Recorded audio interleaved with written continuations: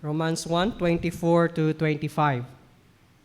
Therefore, God also gave them up to uncleanness in the lust of their hearts, to dishonor their bodies among themselves, who exchanged the truth of God for the lie, and worshipped and served the creature rather than the Creator, who is blessed forever. Amen. May the Lord bless the reading of His Word. Let us ask God for wisdom. Father, we thank you so much for this beautiful morning. Thank you for the privilege and opportunity to gather together, to worship you, to draw near in your holy presence, to be blessed by your presence and by your word. Ginoo, we acknowledge limitado ang among kaalam ug pagsabot. And so we ask you for your wisdom and your understanding, and help us, Ginoo, amo kining masabtan ang imong pulong sa yano lamang nga paagi. Ug hinaot sa among pagtuon niini, ikaw mahimaya sa among taliwala. Ikaw among mas mailhan, ug ikaw gayud mapasidunggan. Kining tanan among giampo, pasalamatan, panagilamong sa ngalan ni Jesus. Amen. Now, ang tao makasasala gyud. May nang atong sabton, diha ta magsugod, may nang atong unang sabton. Bisan pag ang pinakabuutan nga tao sa kalibutan at tubangan sa Dios, daotan gihapon siya. Man is evil. O nature gyud sa tao, makasala gyud siya o magpakasala gyud siya. Ngano man ang tao nga makasasala man. Nganong di man gyud kalikayan sa tao kanunay nga mahulog man gyud siya ni anang makapasubo nga kahimtang. Ngano man nga gikan sa pagkabata, matahom kay nga bata, no, inosente kayo, bililhon kayo. Ngano man gyud nga ang nagpaabot niya pagkahamtong niya, di man gyud na niya malikayan kanang madunuton nga pagkahamtong, corrupted adulthood. Kung pasagdan lang ang tao, ngano man. I think ang tubag sa mga verses nga atong nasa mga verses nga atong gibasa karon. Ngano gusto natong mahibaw-an nganong inana ang tao, kung pasagdan lang ang tao, gikas bata inosente kaayo.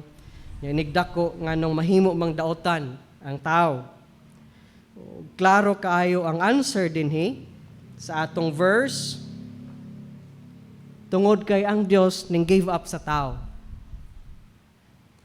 Tungod kay ang Dios ning gave up.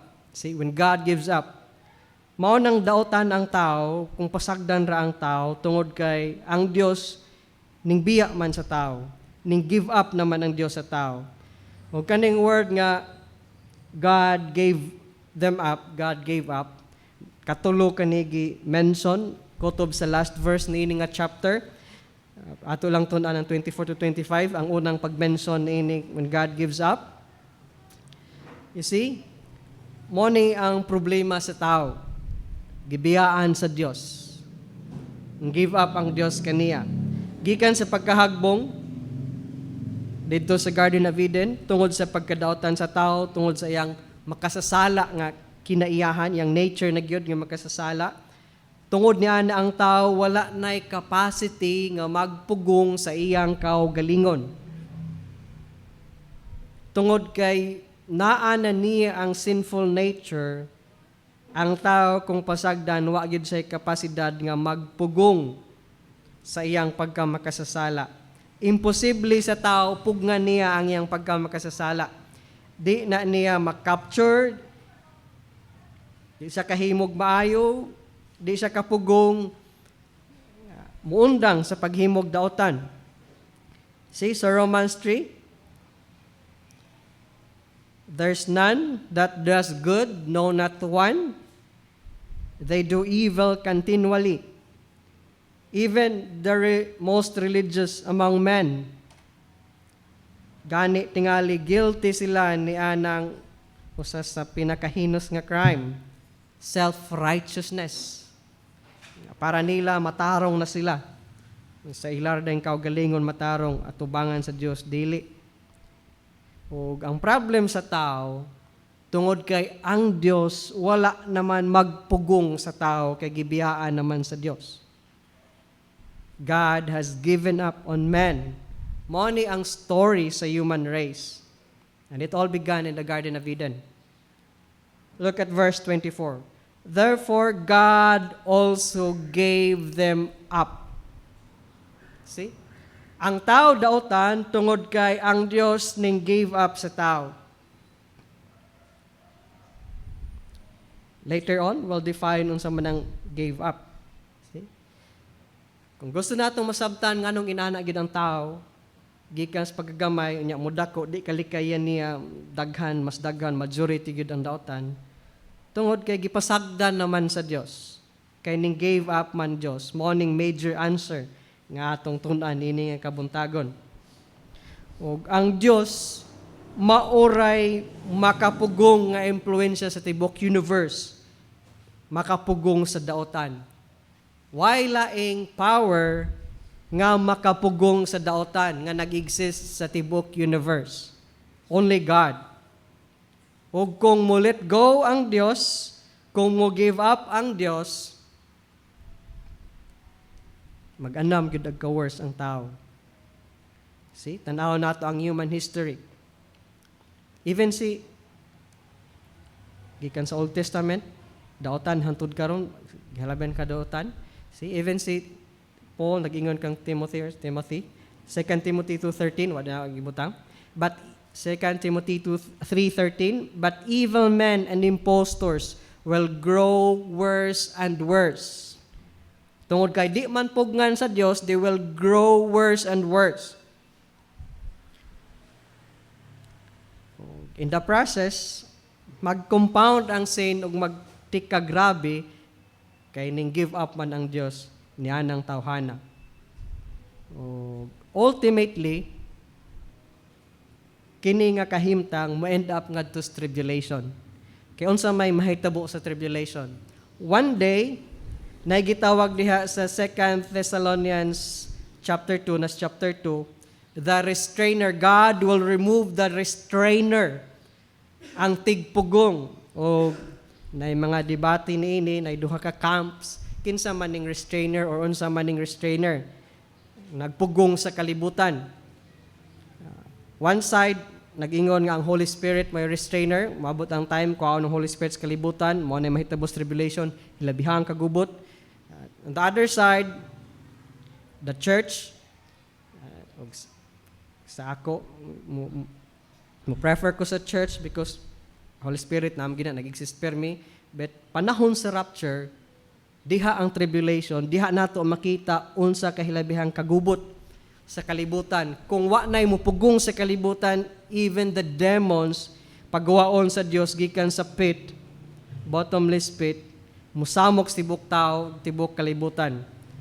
Giabandon sa Dios ang kalibutan ana nga time. Mao nay ultimate nga padulngan unya kung mo give up na ang tao. Yes, ning give up ang Dios sa tao, but not totally.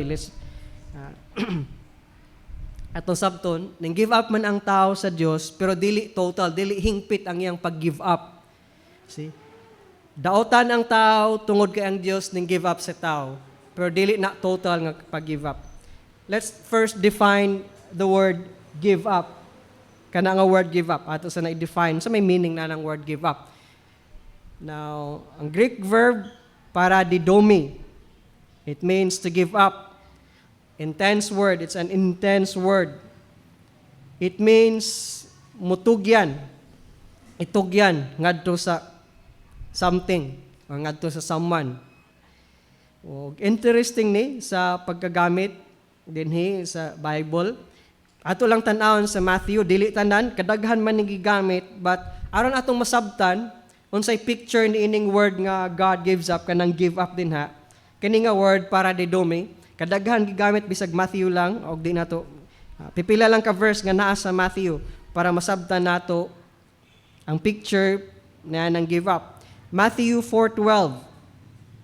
The same word gigamit. Now when Jesus heard that John had been put in prison, kanang had been put in prison paradidomi. Mo na picture. Gibilanggo. The idea there is gitambog ngadto sa punishment, gitambog ngadto sa judgment. Then chapter 5, verse 25, the same, paradidomi. Agree with your adversary quickly while you are on the way with him, lest your adversary deliver you to the judge. You see, paradidomi, deliver. Itugyan ngadto sa maghuhukom. Mo na.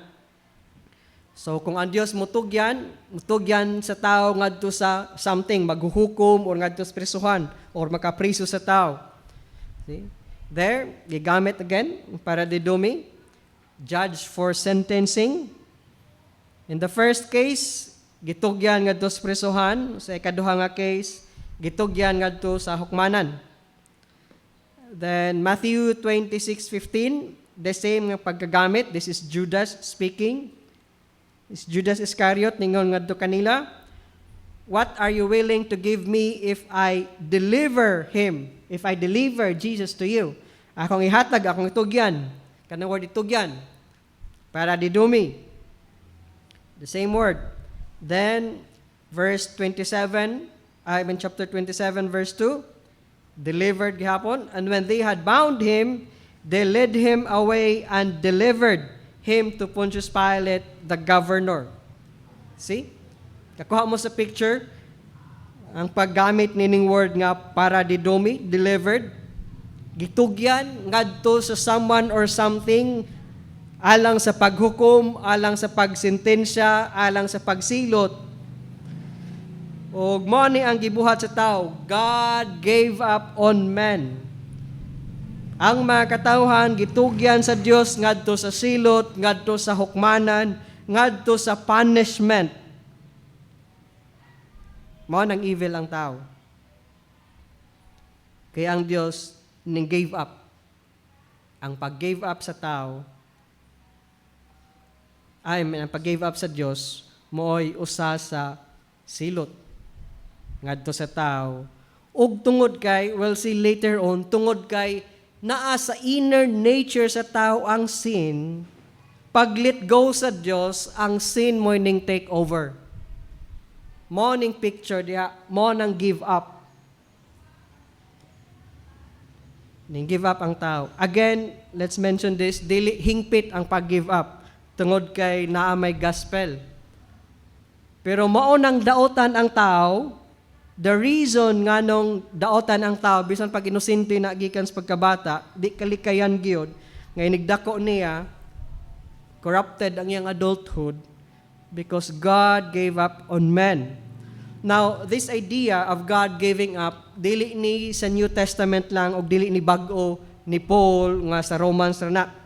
Even sa Old Testament, naana na nga idea, naana ni nga hitabo, naana ni nga experience nga ang Dios nag-gave up sa mga katawhan. See, just few verses gikan sa Old Testament atong tan-awon nga same idea dinhi sa Romans nga gisgutan ni Paul, God gave up men. Psalms 81:11-12. See? But my people would not heed my voice, and Israel would have none of me. Di man maminan ako mga katawhan, di man sila gusto nako. Verse 12, unsay gihimo sa Dios? So I gave them over. The same idea, I gave them over. Gitugyan sila to their own stubborn heart, to walk in their own counsels. See? The same idea sa Romans. Ning give up ang Dios sa tao, then sin takes over. Because wa naman mag-restrain ang Dios sa tao. It's not just a New Testament idea. It's not just Paul's new idea. Panahon pa sa Old Testament, tungod kay ang mga Israelites, Old Testament kasagaran, experience man sa Israelites, no? It says their history. Tungod kay ning reject man sila sa Dios, so gipasagdan sila sa Dios. They would have none of me, so I gave them over. I gave them up. Sa Hosea, another, daghan, kanilang duha. Hosea 4:17, Ephraim, and that's just another word for Israel. Ephraim, nag-designate sa nation, the northern kingdom, Israel, is joined to idols. let him alone. The same idea. God gives up on the northern kingdom tungod kay didto naman sila nagsimba sa ilang gods, sa ilang mga Diyos-Diyos. The same. They will have none of me. So I let them go. I let go of them. Ako silang gipasagdan. Ako silang gibiyaan. Gave up. Let them alone. Let them go. The restraints are off. Ang Diyos wala na magpugong kanila. Ug mao na ang problema sa tao. Kay wa naman pugi sa Diyos ang tao. Ning take over ang sin. Ug tungod kay di na magpugong ang Diyos ug wa magpugong, compounding ang sin sa tao. Ug kanang dili pagpugong usa na sa silot sa Diyos sa tao kay pinaagi sa pag-take over sa sin, miserable ang life sa tao. And that's one way of God's expression of His wrath or His judgment. Ug nga naman, nga ning give up man ang Diyos sa tao. See? Ang tao daotan, nganong daotan man ang tao, kay ning give up man ang Diyos. Nganong ning give up man ang Diyos sa tao? Good question. Sa unsang paagi nahitabo man nga ning give up man ang Dios sa tao. O balik sa verse 24. Na may therefore, buot pasabot niya ang mga reasons sa mga previous verses. O, let's remember gikan pa sa verse 18. Gikan sa verse 18, mao nang mga reason nganong ning give up ang Dios sa tao. Sa verse 18, hangtod sa verse 23, atong makitaan diha nga, nasuko ang Dios sa tao. God is angry with men. Mao nang ning give up ang Dios sa tao. Ngano man, tungod kay sa verse 18 ug verse 19, naay truth. Gipakita sa Dios ngadto sa tao ang truth. Nga nag-exist siya, nga He's creator, nga He's powerful. Ug nakita sa tao ang truth. Gi-acknowledge sa tao ang truth. Pero sa verse 21, they rejected sa truth. See? Sa verse 19 ug 20, naay truth ug kakita sa ang tao sa truth. Sa verse 21, gi-reject nila ang truth. Sa verse 22, ilang giangkon, giisip nga ilang pag-reject sa truth mo ay insakto. Ug sa verse 23, nag-reject naman sila sa truth, naghimo sila ilang kaugalingong truth nga ilang gisimba. They rejected God. Now, gi-reject man nila ang true God, naghimo sila idols mo ilang gisimba. Morning angry ang tao sa Dios, morning ning give up ang Dios sa tao. See? Just like the Israelites. They will not listen to me. They will have none of me. So, I gave up. Morning nahitabo sa kalibutan karon. Gipasagdan sa Dios tungod kay wa man mag-ila og Dios. Kay bawo nga dai Dios sa ilang pag-ingon there is no God. They know there's God. They just reject that truth. There's that truth, but they rejected that truth. So, nagsugod sa verse 18, 19, 20, revelation, then rejection, then ilang gi-rationalize, ang ilang pag-reject para kanila mo insakto, para kanila wise na sila sa pag-reject, and then finally, religion. Tungod kay gi-reject man nilang true, naghimo silag ilang simbahon. Same sa giingon sa verse 25 sa atong verse karon 24 to 25, morning reason, just a summary, verse 25, who exchanged the truth of God for the lie. See? It's just a summary of verse 18 to 23. Kanang verse 25. Nganong ning give up ang Dios sa tao? Tungod kay gialisdan man nila ang tinuod nga Dios sa usa ka bakak. The truth of God for the lie. O kana nga statement, nag-express na og pagka-shock. Can you believe that? Sa Greek din ha, kanang who exchanged the truth for God of the lie, nag-express na dihag pagka-shock. Can you believe, man? Can you believe? Makatuo mo na mga tao, gialisda nilang tinuod og bakak, og ang bakak mo ilang gisimba. Mo nang gibiyaan, gipasagdan sila sa Dios, ning give up ang Dios.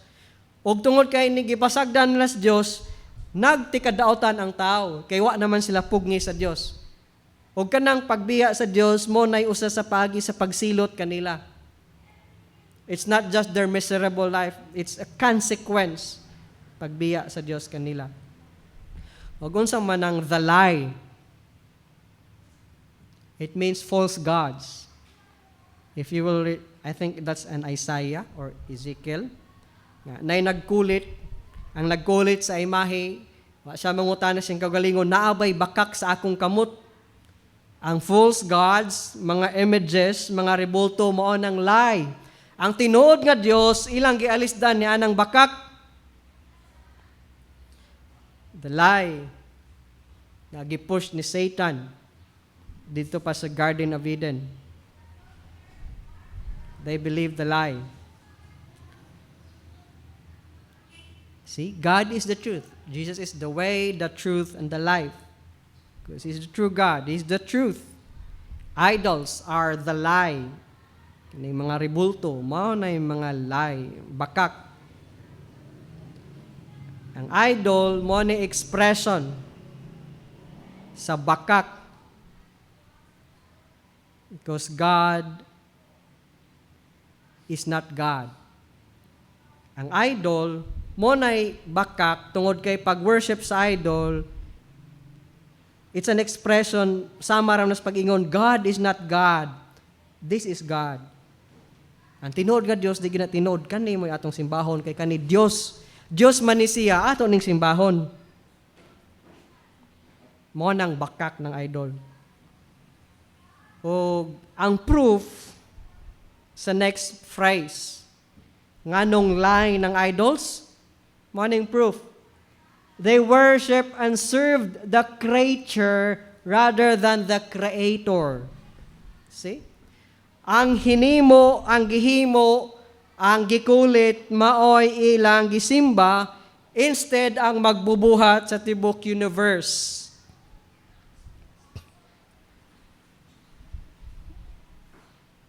Their own idols made with their own hands, in their own image, and that with animals or other creeping things. Gihimo nila, ilang gipaka-Dios, ilang gisimba. See?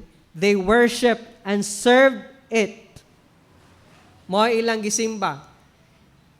Let us remember, Dios mismo ang nagmando sa Exodus 20 na mention ni nato. Ang Dios mismo mo'y nagmando. Ayaw ka mo pagbaton og laing Dios. Ayaw ka mo pagkulit og larawan o nya inyong simbahon, inyong yukbuan. Bisan pag kanang larawan sama sa dagway nga nas langit or nas yuta or ilawom si yuta, ayaw mo paghimo. Dios mo'y nagmando ni ana. Mao nang ning give up ang Dios sa tao, kay ang Dios ang tao mas mo prefer pa man ako ning simbahon. Bisan pag naimando ang Dios, ayaw lagi mong pagkulit og larawan inyong simbahon inyong kubuan. You see? Worship and serve, it means ilang gi-adore, ilang gisagitan, ilang giserbisyuan, og mao nang ang tao nag-deserve og punishment. Mao nang ang kalibutan karon, ingon ana kagubot, ingon ana kadaotan, kay usa man na sa silot sa Dios, gibiyaan man sa Dios, wa naman pugni sa Dios ang tao. Mao nang majority ang daotan. Ug mao nang miserable ang life dinis kalibutan. Kay wa naman pugni sa Dios ang daotan. And men are without excuse.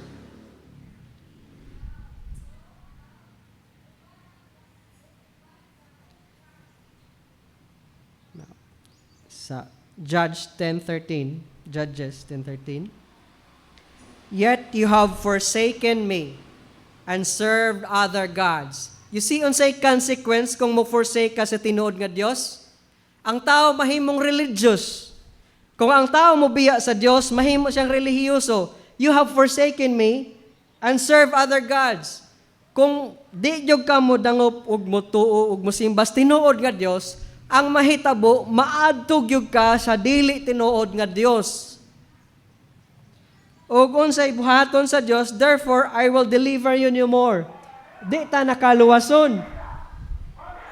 Pasagdan ta nati ka. Di na kumuluwas nimo. Imo man kong biyaan. Kung mubiya ka sa Dios, ang mahitabo sa tao, mahimo yung relihiyoso. Kung ang tao, di mo ila sa tinuod nga Dios, di mo simbas tinuod nga Dios, mahimong relihiyoso. Maadtog yun sa other gods. Ug ang mahitabo niya na, mana, gave up ang Dios sa tao. Okay, pasagdan ta ka. Ug mao na ang makita sa lifestyle sa tao. Religious man siya, pero tanawang lifestyle kung mahimuot ba ang balaan kaayo nga Dios. Ang iyang religion dili makapugong niya.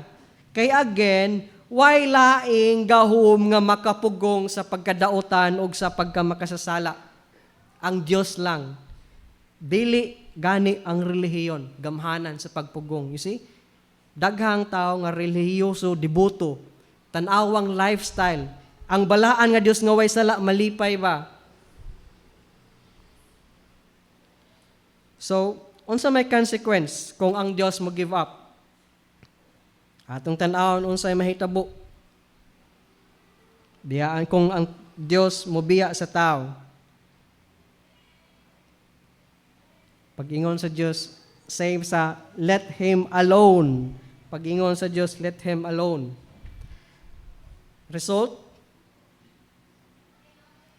they sink into reprobation, pagkadautan nga beyond nga description.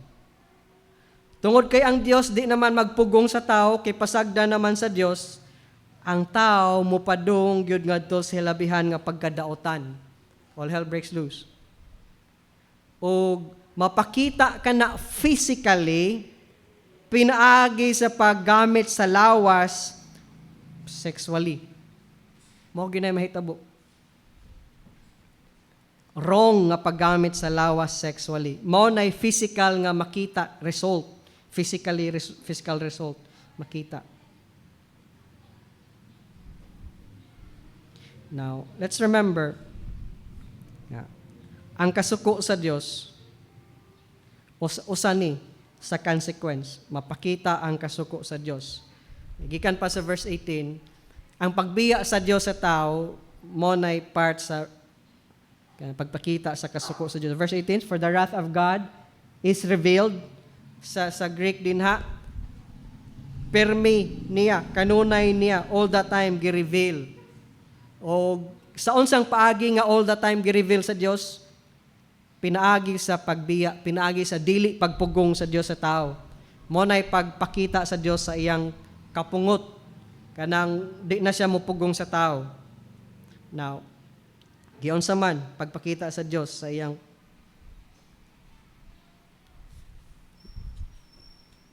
pinaagi sa resulta sa ilang kaugalingong pagkamakasasala.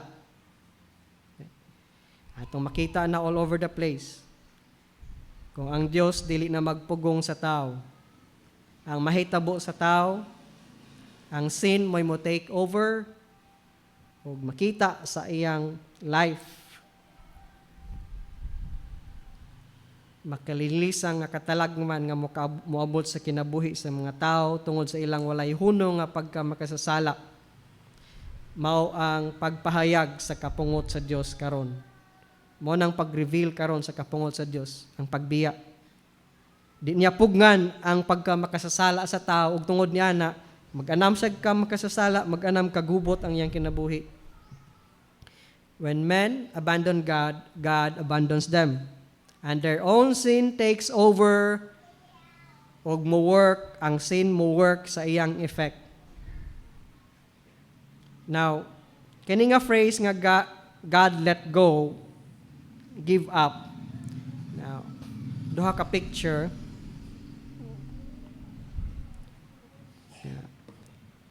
Ang pagpakita sa Dios sa iyang kapungot, mao na nga usa nga paagi kana, dili lang kay pagpadalag kayo nga gikan sa langit, kundi kanang pag-let go sa Dios, kanang ang dili pagpugong sa Dios, pag-restrain sa tao, og tungod niya na ang tao ray kaugalingong muguba sa iyang kaugalingon, mudaot sa iyang kaugalingon, mao nay usa ka paagi nga nagpakita sa Dios sa iyang kapungot. Gigamit sa Dios kaugalingong pangibog sa tao mo'y instrumento sa iyang kasuko. Mo ning kalibutan na mga sex perverts, mga katawhan nang nag-live immoral, kay mo man ay physical nga pagpakita nga ang Dios wa na magpugong sa tao. Ang lawas gamito na sa dili insakto, because God gives up on them. Wa na magpugong ang Dios sa tao. O kana nga paghukom at work right now, o nga atong culture, makita na nato karon resulta sa Dios sa iyang dili pagpugong sa tao. O atong bantayan, it's important nga though ang sin resulta sa pagpakita sa kapungot sa Dios, pero ang Dios wala maghimo nga ang tao makasala. Ato ning sabton, tungod kay ang Dios gipasagdan niyang tao, then ang sinful nature naa naman sa iyang sud, naa sa core sa tao, kay basig atong i-accuse, ikaw may nagpakasala na ako Ginoo. No. Dili ang Dios naghimo sa tao nga makasasala. Built-in naman sa tao ang pagkamakasasala.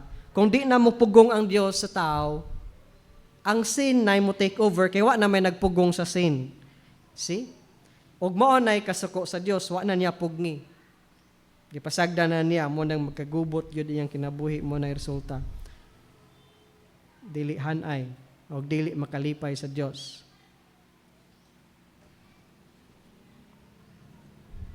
Mao nang inani nga atong society karon. Wa naman pugni sa Dios. Although wala gyud hingpit ang tanga sa Dios, ang iyang pagpugong, cause future pa man ang hingpit nga pagtangtang. Again, as we mentioned sa 2 Thessalonians 2:7, kung tangtangon ng restrainer, whether the Holy Spirit or the church, mao may nag-restrain sa kalibutan karon, mao nang napay kalinaw, ma-experience ang kalibutan. But just read Revelations. And this 2 Thessalonians 2:7, kung ang restrainer kuhaon diri sa kalibutan, unsa mahimo kagubot ang kalibutan ng mga tao magpinatyanay sa ilang kaugalingon. Now, negative way of saying this is gipasagdan sa Dios ang tao, nag-give up ang Dios, wa na siya magpugong sa tao. That's one way of saying it. But positively sa pag-say ni Ana, mo na'y active nga silot. Ang pagpasagad sa Dios, mo iyang active nga pagsilot sa tao. So, duha ka perspective. It's just, dili lang nga ang Dios nagpasagad na lang sa tao, kundi actively siya nagsilot, pinaagi siyang di na magpugong sa tao. See? Therefore, God gave them up. Consequence, gibiyaan sa tao, o gibiyaan sa Dios, ug mo nang ang tao, sin takes over. Uncleanness. Therefore, God also gave them up to uncleanness. Ug unsa man ang uncleanness? Impurity.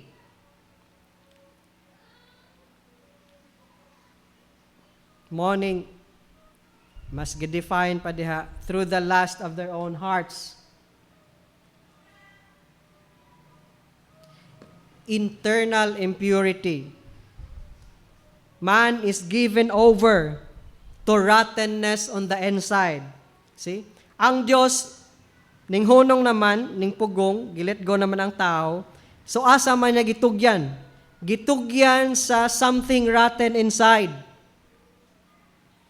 Gipasagda na sa Dios ang tao, ning let go ng Dios sa tao. So asa man gitugyan? Sa something rotten inside, inner, built in, ang sinful nature. Mo na'y gingon din. Consequence, pag give up sa Dios, sinful nature takes over. The sinful nature that's inside man, uncleanness in the lust of their hearts. You see? That's the core. Basically, unclean.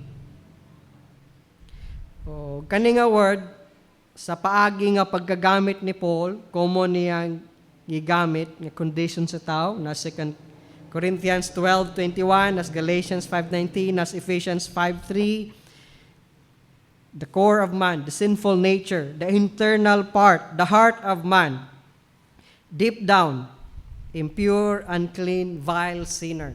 See? Sinner daan ang tao, makasasala siya. Kung ang Diyos di magpugong sa tao, ang tao matugyan niini sa iyang inner sinful nature. Nga mo'y mo take over sa iyang life. Maoning mahilabihan siya pagka makasasala, kay di naman siya pugngan sa Diyos. Give up naman ang Diyos. Kay ang Diyos na may makapugong niini. May laing gahom nga makapugong niining sinful nature.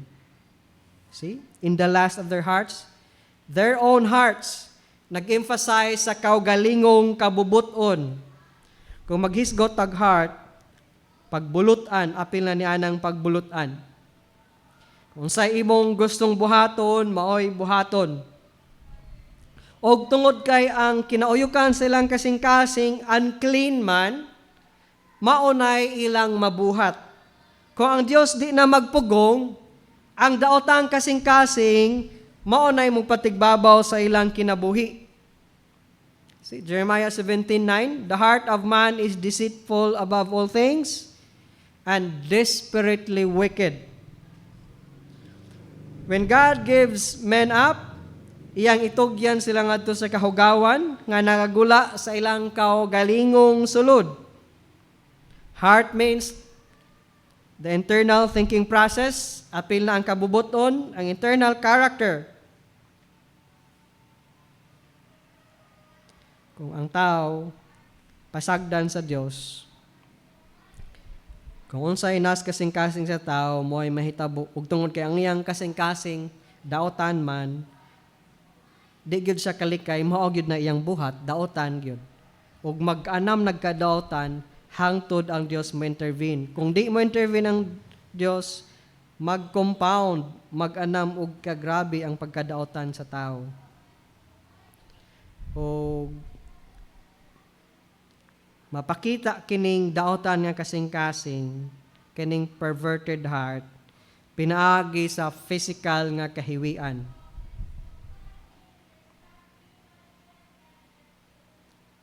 Physical perversion. Morning,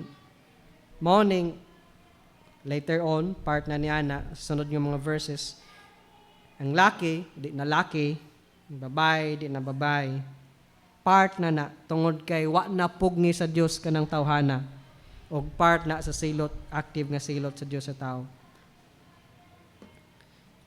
See, Romans 3:10, there is none righteous, no not one. Daotan dahan ang tao, kasing-kasing sa tao daotan. Kung ang Dios di magpugong, kanang pagkadaotan mo gawas gid na, ug mo ginay mahitabo, ug mo ginay mabuhat. Because there's no none righteous, no not one. Apil gyud dihang no not one ang tumoy sa Romans 3:10 para way maingon except me. There's none righteous, wa gyud makaingon except me. Gigisumpayan man, no not one. There's none that understands, there's none that seeks after God. They're all gone out of the way. They're all gone altogether, gone sour or unprofitable. There's none that does good, there's none, not one. So, ang tibok kalibutan, guilty before God. Man is basically daotan. Ug ang problema sa tao, tungod kay mao man na ang iyang nature, gikan sa iyang suod, nagipasagdan sa Dios, Silutan yun siya ultimately sa Dios sa walay katapusan. See? Mark 7:21-23. For from within, out of the heart of men, proceed evil thoughts, adulteries, fornications, murders, kahikaw, pagkadaotan, paglimbong, kaulag, daotang tinanawan, pagpasipala, ang pagpalabi-labi, ang binuang, gikan sa kasing-kasing nas tao. All these evil things come from within and defile a man. Kung ang Dios dili magpugong sa tao, kanang tanan mo gawas gyud ug mabuhat gyud sa tao. Monay consequence kung ang Dios mubiya sa tao, kung pasagdan na sa Dios ang tao. Mugawas gyud na. Kay mao man ang nas kasing-kasing sa tao, mao man ang nasud. Og ang resulta, ang kasing-kasing mugawas physically, verse 24, balik ta sa Romans 1, balik ta tong text. Tungod kay ang Dios mubiya sa tao, di na niya pugngan ang tao, ang mahitabo, makita physically, they dishonor their bodies among themselves. See? Ning give up man ang Dios sa tao. Nya kay ang sud sa tao daotan man. Nya ang Dios di naman magpugong niya daotan kay iya namang gipasagdan ng tao. So ang mahitabo sa tao, gamiton niyang lawas sa pagkadaotan. Ilang lawas magmatalamayon diha sa kailang kaugalingon. Ilang gamiton niya ng talamayon nga mga buhat. Niya ng mga laway nga mga buhat. Mo ni naghatag meaning niya ng the lust of the heart. Magamit ang lawas, makita physically, mo ni expression physically niya ng vile hearts. Dili sila kahibaw na unsaon pagpugong o paggamit og insakto sa ilang lawas. Consequence, tungod kay wa na sila pugni sa Dios, kay ning biya na ang Dios sa ilaha. Mo ni ang atong society karon. Mo ni ang atong kalibutan karon. Di na kamao ang tao mugamit siyang lawas ug insakto. Kay wa naman pugni sa Dios, ning let go naman. Nganong ning let go man ang Dios? Kay ang tao nag-reject man sa Dios. Ning pili man sa bakak, wa man magtagad og Dios. Mo nang di gyud kapugnan sa tao nga magamit ang ilang lawas sayop, paghihilawas, sexual nga kahilihukan, sexual nga pagtipas, kahiwian. That's what men do. They dishonor their bodies. Consequence. O, kita nga mga Kristohanon, mo nang atong pugnan, atong kaugalingon, atong lawas, tungod kay tagaan, mampod kitag kusog, kay ang balahang Espiritu Santo naaman sud sa atong lawas. This is Paul speaking, 1 Thessalonians 4:3-5. For this is the will of God, your sanctification. Kabubuton sa Dios ang inyong pagkabalaan, that you should abstain from sexual immorality. That each of you should know how to possess his own vessel in sanctification. Own vessel, but pasabot imong lawas. Matag usa kaninyo mga Kristohanon dapat masayod unsaon paggamit, paghandle sa inyong kaugalingong lawas alang sa pagkabalaan o kadungganan, alang sa kadungganan ang atong gamit sa lawas. Verse 5, dili sa pagbati nga makihilawason like the Gentiles do who do not know God. See? Dili sama sa walay Dios, mo nang inana ang mga walay Dios tungod kay ang Dios di man magpugong nila. Di gyud nila kalikayan, masangpot gyud sila sa inana. Pero ikaw nga naay Dios, gamitan imong lawas sa kadungganan ug pagkabalaan. Tungod kay the Holy Spirit nagpuyo kanato. nga maghatag nato og kusog pod, makontrol nato ang atong lawas. But let me close this way. Although ang Dios ning give up sa tao, ang kaluoy sa Dios padayon nagtawag sa tao. It's important to say at this point nga dili na mo'y final sa tao. Nga dili nga wala na'y paglaom ang tao.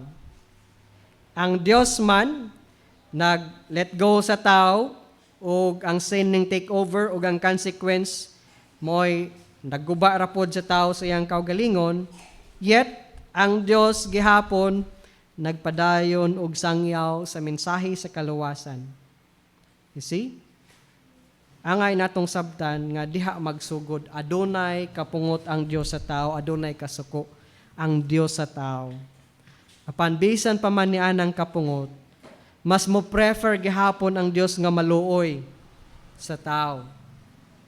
Kung mo nang kung ikaw wala pa madugtong sa Dios, ilha sa Ginoong sa Kristo, dawata ang iyang kaluoy.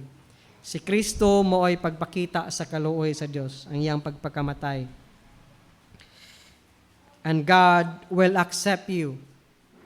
Bisan pag-unsa ang imong kaniadto, bisag unsa pa man na kahugaw ang imong kaniadto, dawaton ka sa Dios, limpyuhan ka sa Dios, o paghinulsol o ayaw nagbuhata.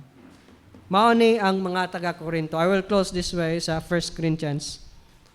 See, sa 1 Corinthians 6:9-11, do you not know that the unrighteous will not inherit the kingdom of God?